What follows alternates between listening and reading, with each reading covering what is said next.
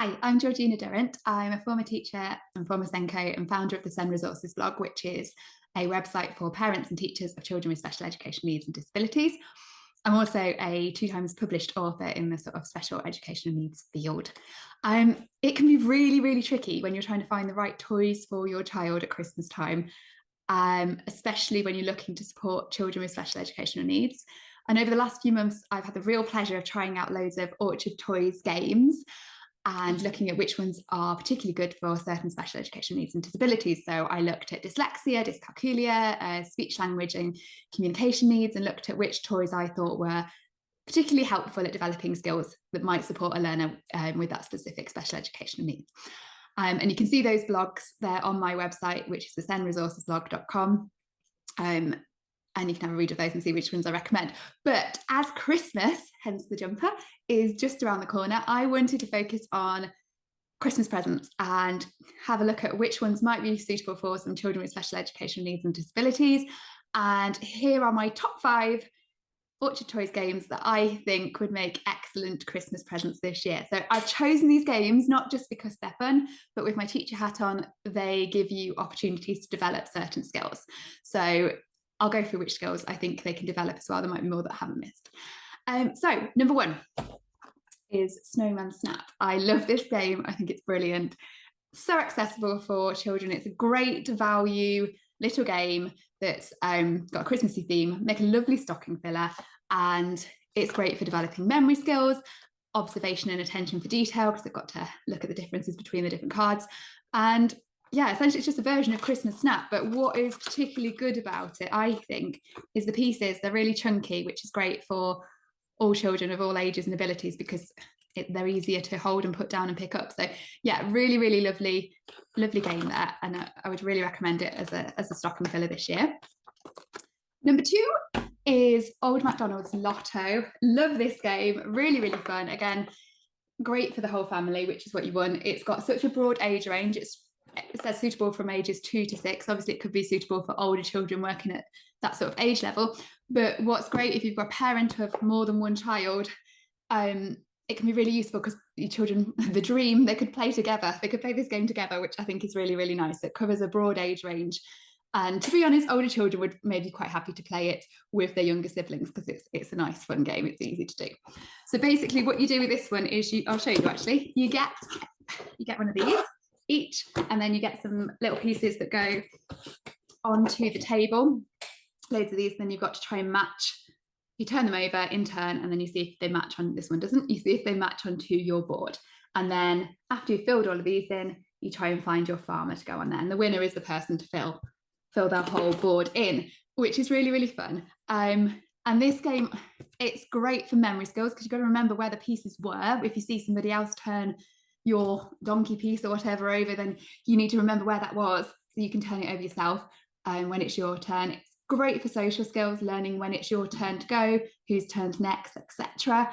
It's also a really good one for speech, language and communication skills because, as the instructions advise, when you're putting the animal piece on the board, you can then make the noise of the animal it suggests, which makes it really, really funny as well. Lots of giggles. But yeah, it helps you develop speech, language, and communication skills because you're making the noise of the animal. So that's great. Really love that game. Number 3, I love this one, is Giraffes in Scarves. This one is hilarious. I love how they come up with these games. Like, who came up with this idea of giraffes in scarves? It's fantastic. A little bit of a wintry theme with the scarves. And it's just so funny, isn't it? Look at them. So if you're looking for something a bit different, and kids love novelty, then I think this one is for you. Again, it's got a really broad age range, age 2 to 6. So nice for a range of ages and abilities for kids. And basically you are rolling a dice, and the dice has lots of different colours on it instead of numbers. That's lovely and accessible. And then what you're trying to do is find, let me show you. So you are trying to get scarves for your giraffe.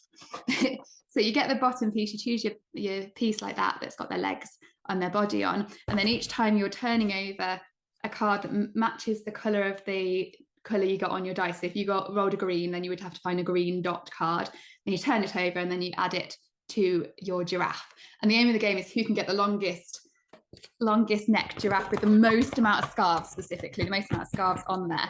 And this game's really, really good for colour recognition, naming colours.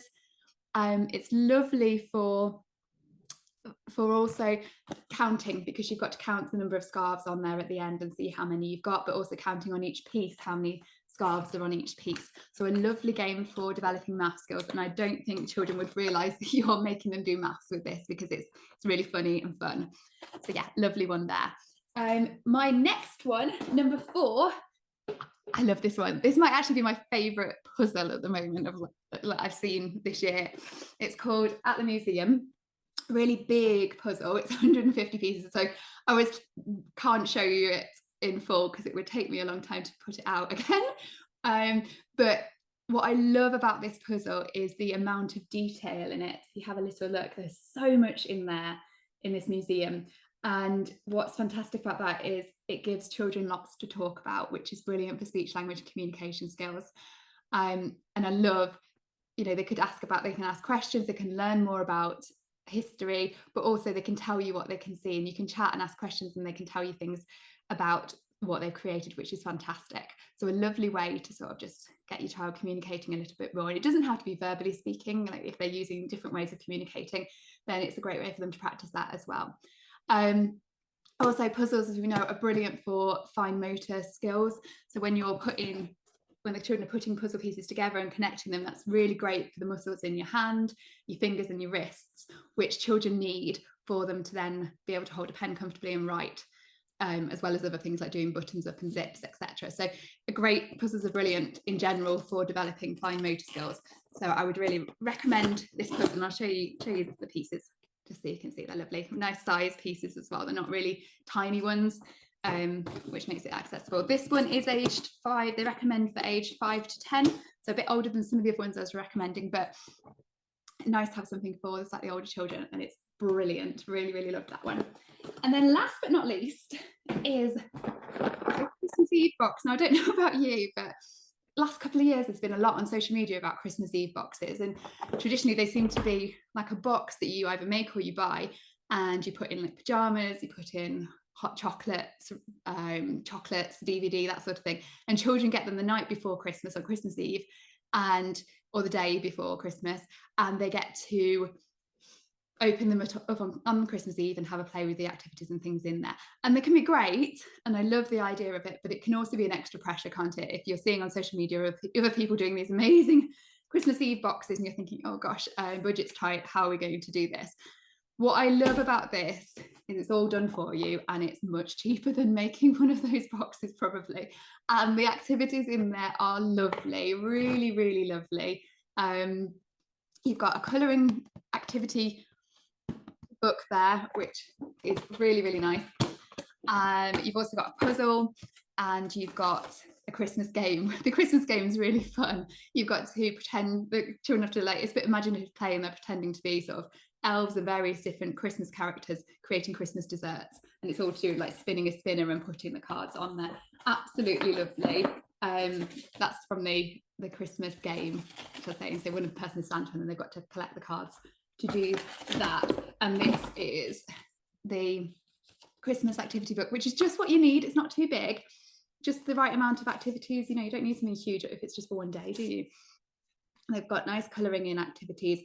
A lot of these are educational as well, so you're developing lots of different skills like cutting out, etc. And it's also got a lovely puzzle in there to create, and it's quite easy if I show you on the box, but a lovely Christmassy scene that you can create together, so you're helping to develop fine motor skills whilst you're playing with that. And just a lovely, like I said, a lovely way of doing the Christmas Eve box that isn't too expensive. It's a much cheaper way of doing it, and it's all done for you, which is brilliant for us busy parents.